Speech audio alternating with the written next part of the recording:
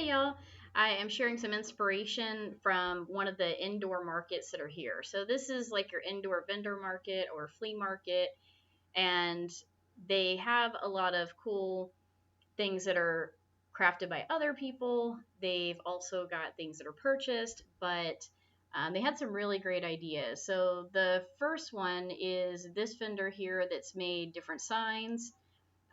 They have a lot of different potion bottle ideas, so I wanted to share those because there's a lot of things like that are you see a lot, like poison or spider venom, stuff like that. But it was really cool. They had some things like mermaid tears, and they had a really neat one that they made that was like poison apples. And a lot of these bottles are just layering. That's what gives them so much character. So they're layered like this with like chains, skeletons, different little appliques. This one looks like the fairy dust. You could probably do that on like a cricket. And then the signs are all done either with stencils or with cricket as well.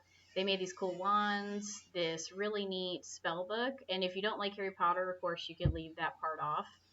They had a sorting hat that they created. It looked like it was either maybe like a clay that was made to look like a leather. There's the mermaid one.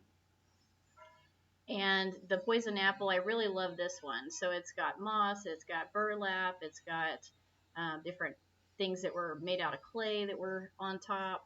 And they also make these skull bottles. And so I also got the information there. If you're not wanting to make those yourself, but really like the idea, you can go there and maybe get them shipped out to where you're at. There were also um, some other vendors that had things like this person. They had this like this pumpkin sign here.